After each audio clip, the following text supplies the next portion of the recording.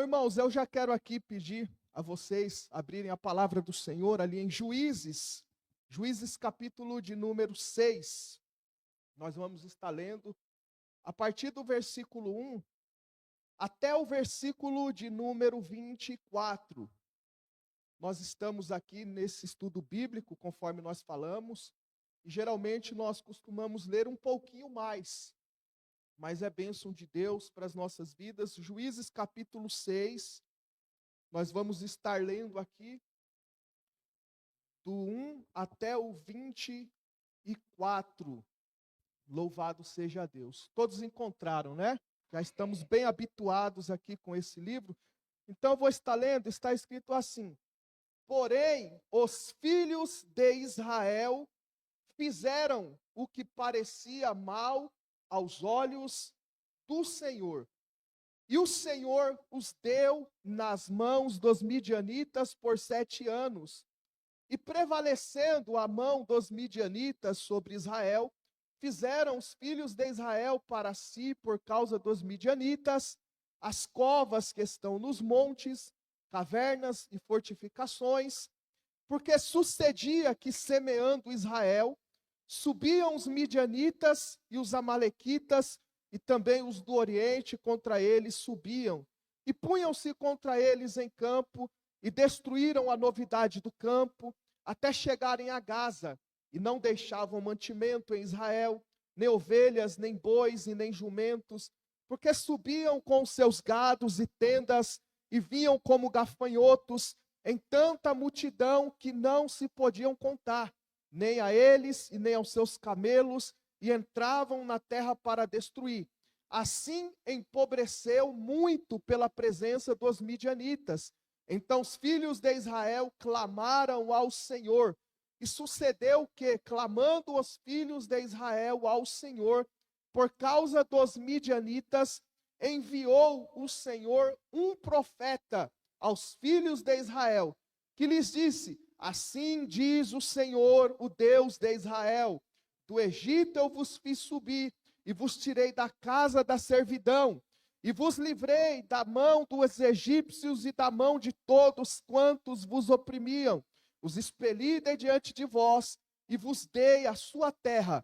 E vos disse: eu sou o Senhor, o vosso Deus. Não temais aos deuses dos amorreus, em cuja terra habitais, mas não destes ouvidos à minha voz. Então o anjo do Senhor veio e assentou-se debaixo do carvalho que está em Ofra, que pertence a Joás, o abiesrita. E Gideão, seu filho, estava malhando trigo no lagar para o salvar dos midianitas. Então o anjo do Senhor lhe apareceu e disse: o Senhor é contigo, varão valoroso. Mas Gideão lhe respondeu: ai, Senhor meu, se o Senhor é conosco, porque tudo isto nos sobreveio, e o que é feito de todas as suas maravilhas, que os nossos pais nos contaram, dizendo: não nos fez o Senhor subir do Egito, porém agora o Senhor nos desamparou, e nos deu na mão dos midianitas. Então o Senhor olhou para ele e disse: vai nesta tua força, e livrarás a Israel da mão dos midianitas. Porventura, não te enviei eu? E ele disse: ai, Senhor meu, com que livrarei a Israel? Eis que a minha família é a mais pobre em Manassés, e eu o menor da casa do meu pai. E o Senhor lhe disse: porquanto hei de ser contigo, tu ferirás os midianitas, como se fossem um só homem. E ele lhe disse: se agora tenho achado graça aos teus olhos, dá-me um sinal de que és o que fala comigo. Rogo-te que daqui não te apartes, até que eu venha a ti e traga o meu presente e o ponha perante ti. E disse: eu esperarei até que voltes. E entrou Gideão e preparou um cabrito e bolos asmos de 1 efa de farinha, carne pôs num açafate e o caldo pôs numa panela. E trouxe-lhe até debaixo do carvalho e lhe o apresentou. Porém o anjo de Deus lhe disse: toma a carne e os bolos asmos, e põe-nos sobre esta penha, e verte o caldo, e assim o fez. E o anjo do Senhor estendeu a ponta do cajado que estava na sua mão, e tocou a carne e os bolos asmos. Então subiu o fogo da penha, e consumiu a carne e os bolos asmos. E o anjo do Senhor desapareceu dos seus olhos. Então viu Gideão, que era o anjo do Senhor, e disse: Ah, Senhor Jeová, que eu vi o anjo do Senhor face a face. Porém o Senhor lhe disse: Paz seja contigo, não temas, não morrerás. Então Gideão edificou um altar ao Senhor e lhe chamou: Senhor é paz. Ainda até o dia de hoje está em Ofra do Asbiesritas. Somente até aí oremos a Deus. Senhor Deus e Pai, em nome de Jesus nós oramos ao Senhor. Agradecemos a Ti, ó Deus, pela Tua palavra. Que o Senhor venha falar, meu Deus, aos nossos corações nesta noite. Que a Tua palavra, meu Deus, ela vá de encontro às nossas necessidades. Pois a Tua palavra, meu Deus, ela é poderosa para discernir, meu Deus, as intenções do nosso pensamento. Assim, meu Deus, como o martelo que esmiuça a penha é a palavra do Senhor. Então, meu Deus, fala conosco nesta noite. É o que te pedimos em nome de Jesus. Amém. E graças a Deus. Amém. Os irmãos podem aí se assentar. Irmãos, na semana passada, nós aprendemos aqui acerca do cântico de Débora. E nós podemos ver ali a vitória que Deus deu para o seu povo. O Senhor ali dando vitória contra ali os reis, Cícera e Jabim. E nós podemos ver que no final ali de Juízes, capítulo de número 5, versículo 32, fala-nos ali que a terra sossegou por um período de 40 anos, ou seja, por um período de uma geração. Durante uma geração, aquela terra viveu em descanso, o povo teve ali um pouco de paz, mas nós podemos ver costumeiramente, durante todo esse período que nós estamos estudando aqui em Juízes, esta palavra sempre dizendo assim: tornou o povo a desobedecer a Deus. Ou então, voltou o povo a fazer o que era mal. Aqui na versão a qual nós lemos, está dizendo assim: porém, o povo fez o que parecia mal aos olhos do Senhor. E foi o que aconteceu. Depois de um período de descanso, nós chegamos aqui em Juízes capítulo de número 6, e aqui fala que o povo tornou a fazer o que era mal aos olhos do Senhor. Ou seja, novamente os israelitas desobedeceram a Deus. E nós já iniciamos aqui no versículo de número 1 com algo bastante interessante. Porque fala-nos assim: porém os filhos de Israel fizeram o que parecia mal aos olhos do Senhor. E o Senhor os deu na mão dos midianitas por 7 anos. Se nós formos pegar, irmãos, esse período aqui em que o povo de Israel foi entregue aos midianitas, foi um período até curto, se comparando a outros períodos. Mas nós podemos ver que foi um período devastador para os filhos de Israel. Foi um período em que eles acabaram empobrecendo. Apesar de ser mais curto do que outros períodos em que eles foram oprimidos, foi um período de grande dificuldade para eles. E aqui nós podemos ver, irmãos, dizendo que Deus entregou os filhos de Israel nas mãos dos midianitas por um período de 7 anos. Aqui nós podemos ver, irmãos, o tamanho da ira para com o povo de Israel. Porque esta palavra aqui que diz, o Senhor os entregou, algumas Bíblias diz, o Senhor os vendeu, ou o Senhor os deu nas mãos dos midianitas, expressa a ira do nosso Deus. Porque, irmãos, esta expressão era uma expressão que era usada muitas das vezes numa transação comercial, numa transferência de posses. E muitas das vezes isso incluía animais, incluía escravos. Era mais ou menos assim: alguém fosse fazer ali um negócio, estava negociando alguma terra, um animal ou um escravo, e então aquela pessoa estava transferindo ali a propriedade para aquele que estava adquirindo. Então, o que acontece? Vinha essa expressão, o deu nas suas mãos, ou entregou nas suas mãos. Duas pessoas fazendo um negócio, então a outra adquire um escravo, adquire um animal e ele está transferindo a propriedade, ou seja, está entregando nas mãos daquela pessoa, está dando nas mãos daquela pessoa. E aqui nós podemos, irmãos, ver o tamanho da ira de Deus.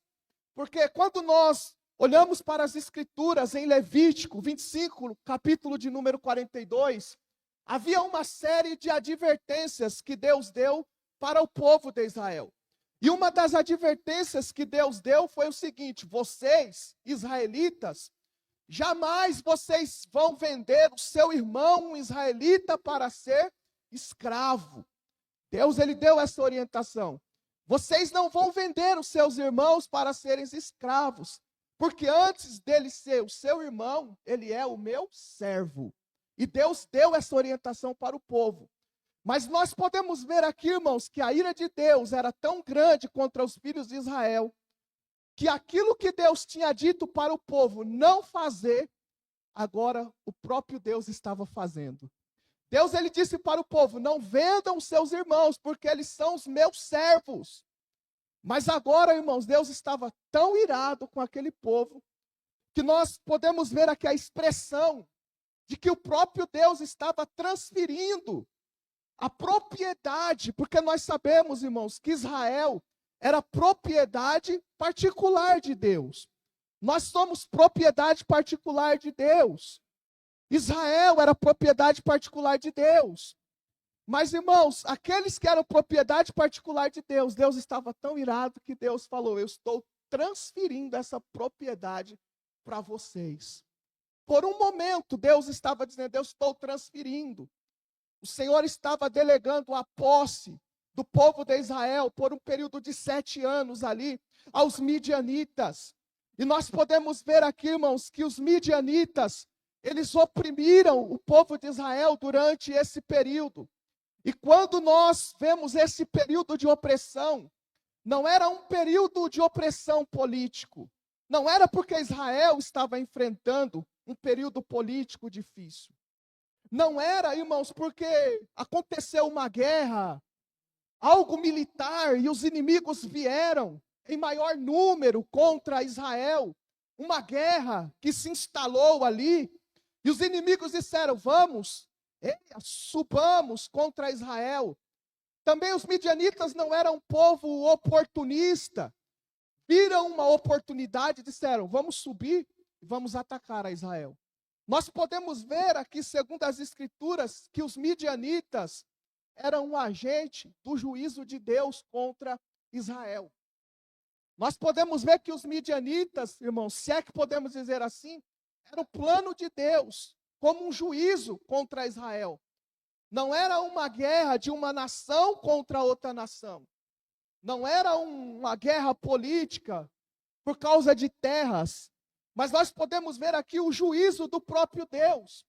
Deus levantando uma nação inimiga para aplicar o seu juízo contra aqueles que eram conhecidos como propriedade particular de Deus.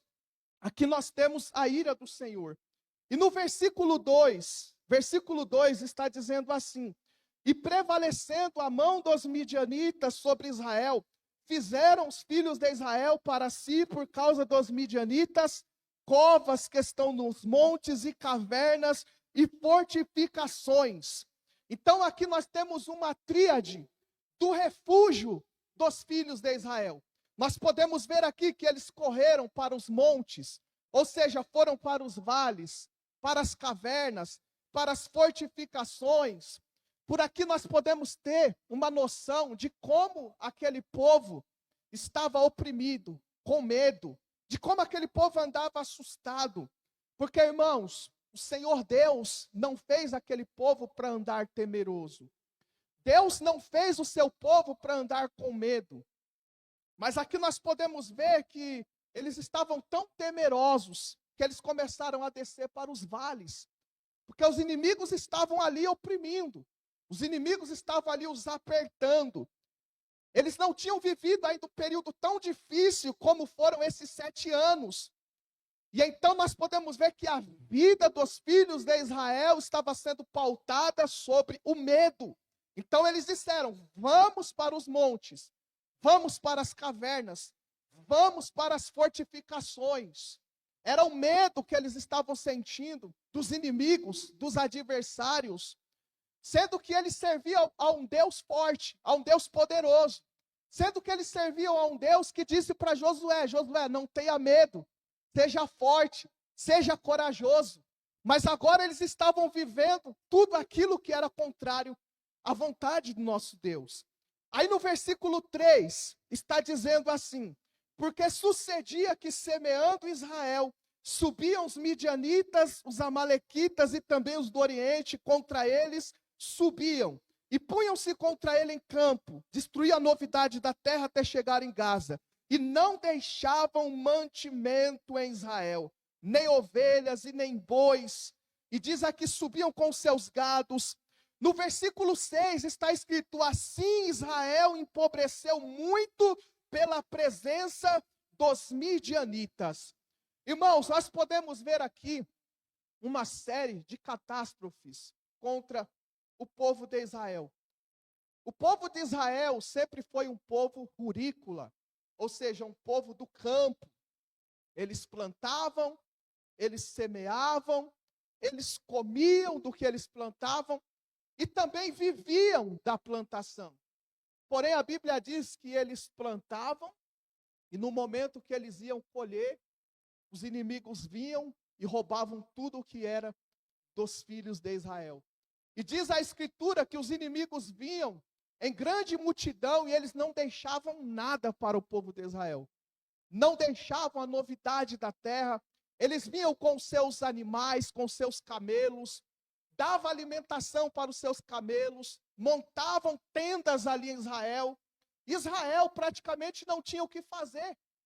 E então isso que nós lemos aqui se resume nesta palavra, aqui no versículo 6, que diz: assim Israel empobreceu. Sabe o que isso significa? Que Israel tornou-se pequeno.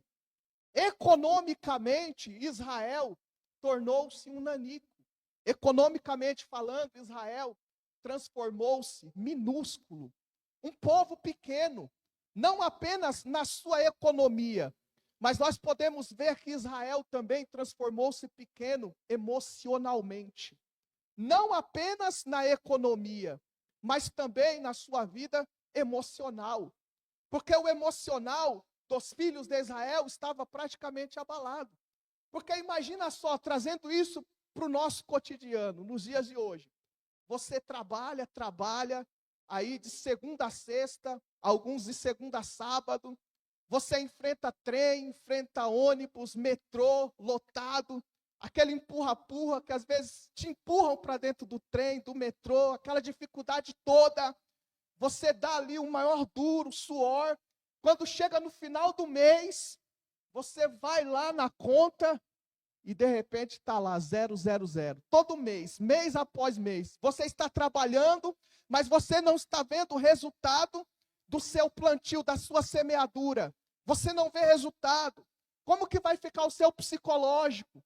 Você está abalado emocionalmente, mas você também está abalado emocionalmente. Porque, irmãos, aqui entre nós, quem é que gosta de trabalhar de graça? A pessoa trabalha e chega no final do mês e não recebe nada. Então a vida dos filhos de Israel estava difícil, eles ficaram pequenos.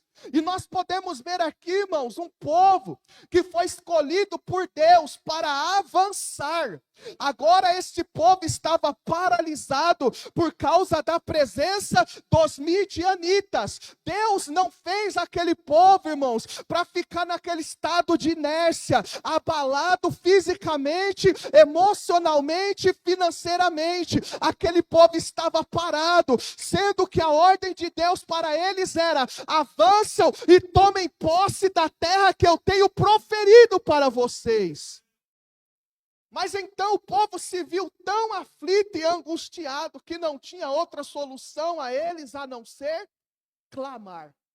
E no versículo 6, nós podemos ver aqui, na parte B, dizendo: então os filhos de Israel clamaram ao Senhor. Só que, irmãos, ao ler isso aqui, nós podemos até mesmo pensar, então, os filhos de Israel sofreram na pele, eles estavam ali sendo oprimidos, o psicológico, o emocional, o financeiro deles não estava nada bom.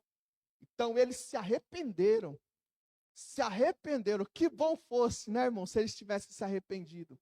Quando a Bíblia diz aqui que eles clamaram, na verdade está mais para um grito de dor. Sabe, irmãos, quando você está passando por um período difícil, e quando você vai orar a Deus, você não ora se arrependendo. Senhor, eu me arrependo, porque isso está acontecendo, porque eu tenho transgredido, eu não tenho feito a tua vontade, eu me arrependo, eu tenho sido uma pessoa falha, egoísta, eu tenho sido uma pessoa que não estou cumprindo com aquilo que o Senhor tem me ordenado a fazer. Eu sei que 100% é difícil, mas eu não tenho me esforçado, eu tenho andado dia após dia diante de outros deuses, tenho ídolos no meu coração, me arrependo disso. Mas não, irmãos, aqui na verdade era um grito de dor. Sabe, quando você está passando por um período difícil e você não se arrepende, tudo o que você quer é que aquele período difícil passe, vá embora logo. Você chega diante do Senhor, você fala: Senhor, eu estou sofrendo aqui, é no trabalho, é na minha casa, é a família, é com os filhos, é lá no emprego, mas às vezes nós não nos arrependemos. Então esse grito aqui, na verdade, esse clamor, era mais um grito de dor. Mais ou menos assim: Senhor, resolva logo a minha situação. Senhor, manda embora logo os inimigos, porque eu já não estou suportando. E aqui a palavra do Senhor, irmãos, diz no versículo de número 7, que Deus levantou um profeta. Veja, e sucedeu que clamando os filhos de Israel ao Senhor, por causa dos midianitas, enviou o Senhor um profeta aos filhos de Israel, que lhes disse: assim diz o Senhor, o Deus de Israel, do Egito vos fiz subir e vos tirei da casa da servidão, vos livrei das mãos dos egípcios, das mãos de todos quantos vos oprimiram, expeli diante de vós e vos dei a terra, e vos disse: eu sou o Senhor, o vosso Deus, não temais aos deuses dos amorreus, em cuja terra habitais, mas não desses ouvidos à minha voz. Deus ouviu o clamor dos filhos de Israel? Sim ou não? Ouviu. E o que Deus fez? Levantou um profeta. Deus levantou um profeta. Deus ouviu o clamor dos filhos de Israel. Só que Deus, antes de solucionar os problemas dos filhos de Israel, Deus levantou um profeta. E nós aprendemos isso aqui na semana passada, que sempre, irmãos, que Deus levantava um profeta, era para trazer uma bronca para os filhos de Israel. Sempre que Deus levantava um profeta, irmãos, sempre que tinha profeta na história, era Deus falando: muda a rota. Era Deus falando: muda de direção. Sempre que Deus levantava um profeta, era Deus falando: volte para Deus. Era para dar uma bronca no povo. Quando Deus levantava um profeta, não era para falar: ó, meu lindo, volte para Deus. Não era para falar: você é tão perfeito, você é o ponto fraco de Deus, né? Você é tão lindinho, volta para Deus, lindinho de Deus, lindinho de Jesus. Na verdade, era para dar bronca no povo, era para falar: vocês estão errando e precisam retornar para Deus. Não é igual os profetas, irmãos, que nós temos nos dias de hoje. E os profetas, irmãos, muitas das vezes profetizavam o que estava acontecendo naquele momento. Algumas vezes o profeta profetizava o que iria acontecer no futuro. Nós temos muitos profetas hoje que profetizam aquilo que vai acontecer no futuro. Assim diz o Senhor, vai acontecer isso, isso, isso, aquilo, outro. Mas os profetas, na sua grande maioria, irmãos, via para trazer um juízo. Às vezes, irmãos, para trazer ali uma condenação sobre o povo. Às vezes, precisam aqui, ter um social, precisa fazer, o povo está sofrendo, o povo está com fome, o povo está padecendo. Mas vocês estão virando as costas para o povo, estão virando as costas para Deus. E esse profeta que Deus levantou aqui, irmãos, ele trouxe uma palavra uma palavra de Deus para o povo que estava naquela situação de opressão. E nós podemos ver que a mensagem profética desse profeta aqui consistia em pelo menos duas partes. E a primeira parte, irmãos, o profeta faz questão de lembrar o povo dos feitos que Deus fez lá no passado. Perceba que aqui na profecia, esse profeta, ele diz assim, do Egito vos fiz subir a terra da casa da servidão, lembrando do que fez no passado. Vos livrei das mãos dos egípcios e das mãos de todos que vos oprimiam. E expeli diante de vós e vos dei a terra. E vos disse, eu sou o Senhor vosso Deus, não temais os deuses dos amorreus, em cuja terra habitaste, mas não desses ouvidos à minha voz. Primeiro, Deus lembrou o povo lá do passado. Olha as palavras, eu vos tirei do Egito, vos tirei da servidão, vos livrei dos povos que vos oprimiam, eu vos dei a terra. Deus estava querendo trazer à memória do povo de Israel quem era ele no passado. E às vezes, irmãos, Deus precisa trazer à nossa memória quem era Deus no passado. Não que o nosso Deus é apenas o Deus do passado. Ele é o Deus do hoje, Ele é o Deus do amanhã, Ele é o Deus do já. Mas às vezes Deus precisa nos lembrar. Às vezes Deus precisa nos trazer à memória de quem Ele é. Ele é o Deus santo, Ele é o Deus que nos libertou, que nos tirou da terra da escravidão, das mãos de Satanás e nos transportou para a maravilhosa luz do seu Filho Jesus. Às vezes Deus precisa nos lembrar, você está indo por esse caminho, lembra quem você era lá atrás e da onde eu tirei você. Mas a segunda parte dessa profecia, nós podemos ver aqui Deus indiciando Israel porque não deu ouvido. E aqui Deus, ele usa o profeta para dizer, olha, eu falei com vocês. No versículo 10, eu sou o Senhor vosso Deus. Era Deus falando ali com o povo. Eu sou o Senhor vosso Deus, mas vocês não me deram ouvidos. Quando está dizendo aqui, eu sou o Senhor, eu vos disse. Deus, ele diz, eu vos disse. Irmãos, nós temos aqui uma conotação de relacionamento. Porque o nosso Deus, ele é um Deus de relacionamento. Deus, ele quer ter relacionamento com o seu povo. Não é uma religião que a gente vai lá e bate o cartão na quinta, no domingo, pronto, já fiz a minha parte. Não, irmãos, Deus, ele é Deus de relacionamentos. Deus, ele quer um relacionamento com o seu povo.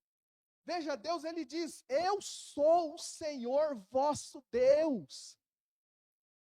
Eu vos disse. Sabe, irmãos, quando você fala para alguém, não faz isso não. Não vai por aí não. Porque se você for por aí, esse caminho não é legal. Aí a pessoa, às vezes, está cega, ou ela vai pelo desejo do coração dela. Aí ela faz aquilo que você até orientou, o conselho que você deu. Aí a pessoa vai lá, faz, dá tudo errado. Aí quando a pessoa volta, às vezes você não diz por educação, mas não dá vontade de falar? Eu te disse. Né? Eu falei. Às vezes você segura para não falar por educação, mas no seu coração vem aquela vontade. Eu falei, você não quis dar ouvido. É o que Deus estava dizendo aqui. Eu falei, vocês não quiseram dar ouvidos. Sabe por quê, irmãos? Porque o nosso Deus, ele é um Deus zeloso. E Deus, ele tem ciúmes. E deixa eu explicar um pouco isso aqui. Às vezes as pessoas falam assim, pastor, mas os ciúmes não é obra da carne? Está escrito que os ciúmes é obra da carne. E realmente está lá, os ciúmes é obra da carne. Por exemplo, tem eu e a minha esposa aqui. Eu não posso ter um ciúmes exagerado dela. Por quê? Porque ela não é minha, ela não me pertence. Ela pertence a Deus. Ela também não pode ter um ciúmes exagerado de mim. Por quê? Porque eu não pertenço a ela, tenho um compromisso com ela, mas eu pertenço a Deus, o meu dono é Deus. Agora, por que que Deus, ele tem ciúmes? Como diz o apóstolo Paulo, o Espírito Santo, ele tem ciúmes. Porque, irmãos, nós pertencemos a ele. Nós somos dele e ele tem direito a ter ciúmes de nós. Irmãos, Deus não tolera rivais. Deus não tolera rivais. Isso foi no Antigo Testamento, foi no Novo. Jesus, ele diz, ninguém pode servir a Deus e servir a Mamon, porque se você servir a um, você vai aborrecer o outro e vice-versa. Nós temos um Deus, nós temos um Senhor, e esse Senhor, ele tem ciúmes de nós. Quando nós estamos indo, eu vou aqui um pouquinho para lá, eu vou servir a esse Deus, vou fazer a vontade do meu coração, colocar ídolos no meu coração. O Espírito de Deus, ele tem ciúmes, porque, irmãos, ele quer um relacionamento profundo com o povo que se chama pelo seu nome. Quantos podem aplaudir ao Senhor Jesus por isso? Nós somos dele. Louvado seja Deus. Aleluia.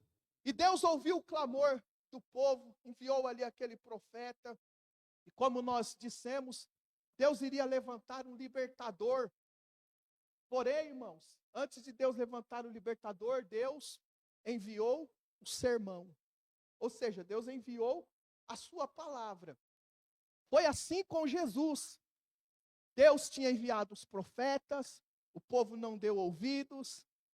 Deus enviou ali os seus servos, o povo não deu ouvido. Mas Deus estava falando, Deus estava enviando a mensagem. Por quê? Porque Jesus viria. Deus enviou João Batista, a voz do que clama no deserto. Ele não era a voz, mas ele estava clamando no deserto. Ele era a voz de Deus no deserto. E ele dizia ao povo, arrependei-vos, porque é chegado o reino de Deus. Não era assim, João Batista? Arrependei-vos, porque é chegado o reino de Deus. Ou seja, o reino de Deus ia chegar, Jesus iria se manifestar, Jesus em breve estaria ali. Mas antes veio o quê? O profeta. Antes veio o quê? A mensagem. E assim vai ser também, irmãos, até a volta de Jesus. Como nós falamos, infelizmente, irmãos, tem muitos profetas aí que são fofinhos. Tem muitos profetas aí que profetizam ao seu bel prazer, aquilo que está no seu coração. Mas nos últimos dias, Deus ele vai levantar os seus profetas para dizer, arrependam-se, voltem para Deus, porque Jesus ele vai voltar para levar a sua igreja. E nós temos que estar atentos à voz do nosso Deus. Louvado seja Deus. E eu quero aqui, já ir um pouquinho para frente, por causa do nosso tempo. E então, irmãos, Deus, ele levanta aí o seu libertador, Gideão. E deixa eu abrir um parênteses aqui, irmãos. Porque aqui nós temos a graça de Deus escancarada. Porque, irmão, se a gente for olhar, aquele povo merecia alguma coisa? Aquele povo merecia alguma coisa boa? Nada. Irmãos, um povo que desobedeceu a Deus, serviu a outros deuses, um povo que não queria conta com Deus, um povo que queria milagre, mas não queria relacionamento com Deus. Aquele povo não merecia nada, o que eles mereciam era a morte. Irmãos, e Deus é tão gracioso. Olha a graça de Deus se manifestando aqui no Antigo Testamento. Olha a graça de Deus. E Deus falando, eu vou levantar um libertador. Mesmo antes do arrependimento. Irmãos, porque imagina, se Deus fosse esperar aquele povo se arrepender. Até hoje nós estaríamos vivendo juízes.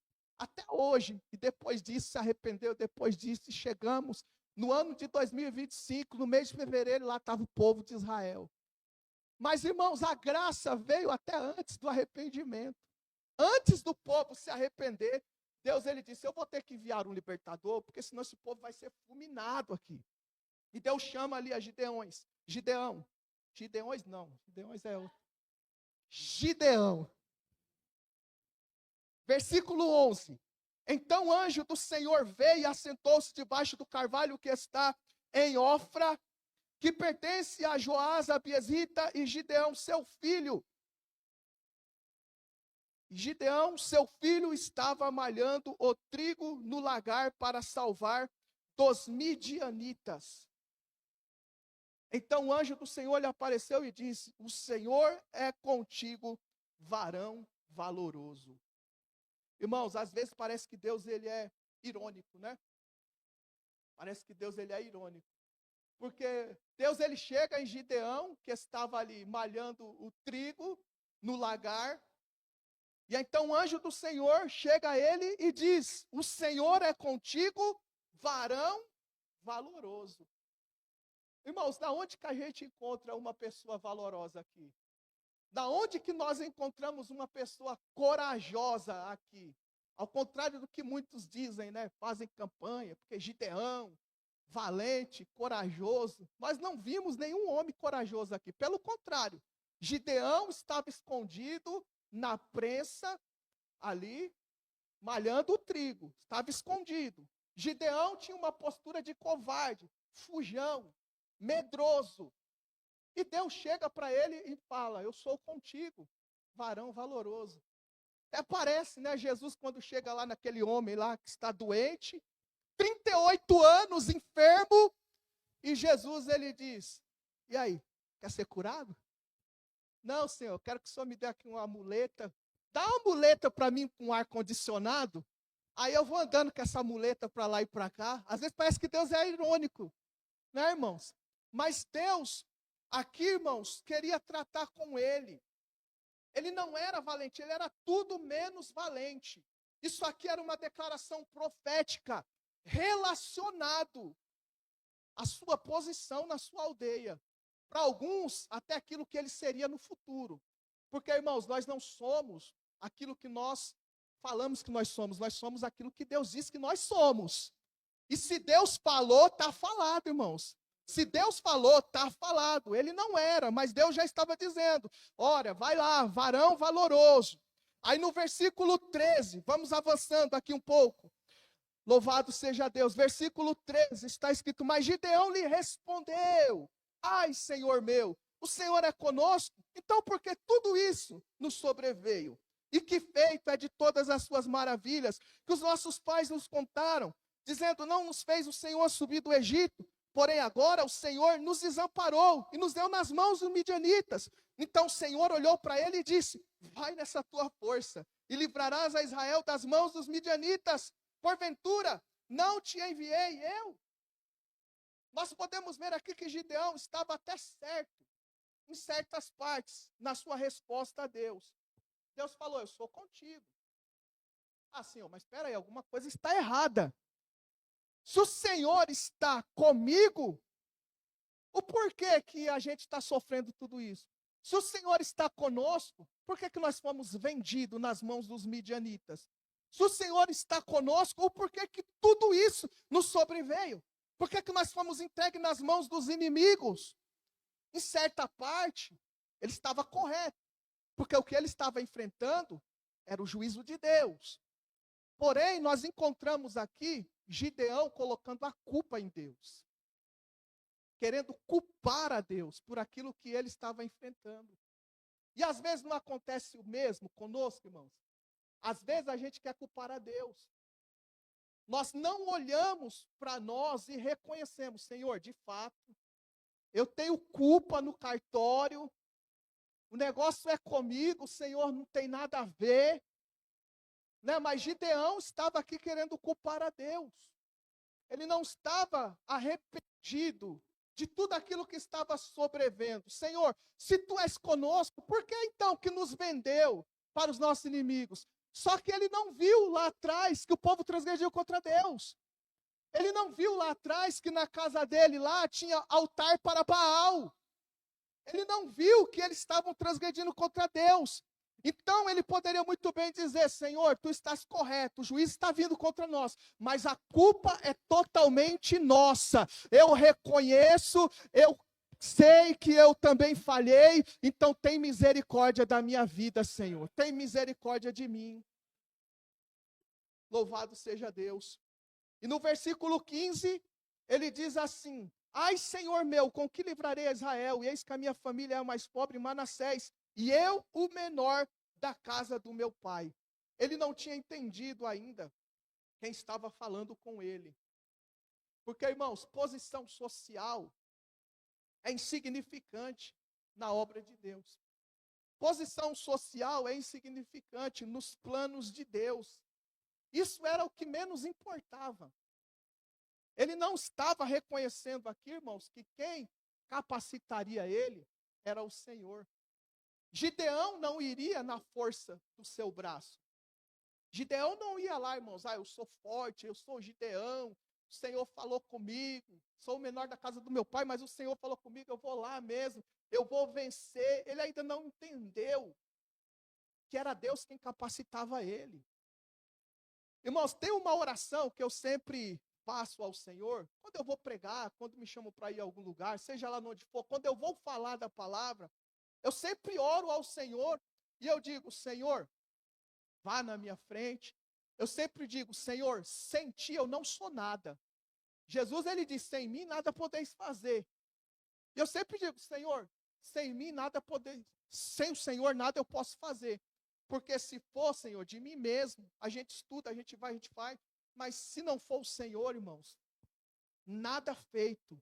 Se não for o Senhor para nos capacitar, nós estamos perdidos. A nossa força, ela vem de Deus. É o Senhor quem nos capacita a fazer um trabalho. É o Senhor quem nos capacita a fazer tudo, irmãos. É o Senhor quem nos capacita. Capacitação para fazer a obra do Senhor não vem daqui de baixo. A capacitação, ela vem do alto. É importante eu me preparar aqui, sim, é importante. Não podemos negar isso, não podemos deixar. Mas a capacitação maior vem de Deus. Vem do Espírito do Senhor, e que o Senhor, irmãos, nos capacite, para que nós venhamos a cada dia mais, anunciar e falar que Jesus Cristo é o Senhor das nossas vidas, louvado seja Deus, louvado seja Deus. E o Senhor encoraja ele, dizendo, eu serei contigo, você vai ferir os midianitas. Depois ele prepara lá uma comida, uma oferta, ele diz, Senhor, então se tu és comigo, eu vou preparar aqui uma oferta. O Senhor aceita a oferta, e o anjo de Deus foi, tocou ali com o cajado, aceitou a oferta ali de Gideão, e aqui nós já vamos para o final. Depois que o anjo de Deus aceitou a oferta de Gideão, nós chegamos aqui no final, no versículo de número 22, então viu Gideão, que era o anjo do Senhor, e disse Gideão, Senhor Jeová, que eu vi o anjo do Senhor face a face. Porém o Senhor lhe disse, paz seja contigo, não temas, não morrerás. No momento que Gideão esteve diante de Deus, sua primeira postura foi de desespero. Eu vou morrer, eu vou morrer. Essa era a postura dele, irmãos. Hoje em dia tem tantas pessoas querendo ver Deus, eu quero ver Deus. Gideão, quando ele viu Deus ali, ele falou, eu vou morrer. Eu vou morrer, eu vou morrer, Senhor, misericórdia. Como foi ali com Isaías, quando estava no templo, que viu ali os anjos voando. Isaías, Senhor, eu sou um homem de impuros lábios, habito no meio de um povo que tem os lábios impuros também. Senhor, o que vai ser de mim? Eu vi o Senhor. Porque eles tinham esse temor, eu vi a Deus. Se eu não tiver com a minha vida ali, na medida, nos trilhos, eu vou ser fulminado. E ele disse, Senhor, eu vi a ti, eu vou morrer. O desespero, irmãos, por causa do pecado. O desespero por causa do pecado. Eu vou morrer, eu vou morrer. Porque, irmãos, mediante os nossos pecados, é isso que nós merecemos. Nós não merecemos nada mais por causa dos nossos pecados, do que a morte. E esse é o evangelho, irmãos, que sangra. É o que nós merecemos, a morte. Nada mais do que isso. Mas aqui, irmãos, nós podemos ver a manifestação da graça. Porque o anjo disse assim, fique em paz, porque você não morrerás. Fique em paz, porque você não vai morrer. Irmãos, isso é graça. O que nós merecíamos? A morte. Mas o que foi que Deus fez? Enviou o seu Filho único, Jesus, lá na cruz. E ele disse, fique em paz. Você não vai morrer. Nós vamos morrer aqui nessa terra. Mas nós teremos vida eterna para todo sempre com o nosso Deus. Então a nossa paz, irmãos, está em Deus, está no Senhor, na obra redentora de Cristo ali na cruz. Nós não merecíamos. O que nós merecíamos é a morte. Mas a graça de Deus nos alcançou. e nós temos a vida eterna com Cristo Jesus. Amém? Quantos recebem esta palavra em nome do Senhor Jesus? Então vamos nos colocar de pé, vamos aplaudir o Senhor Jesus, vamos aplaudir ao nosso Deus.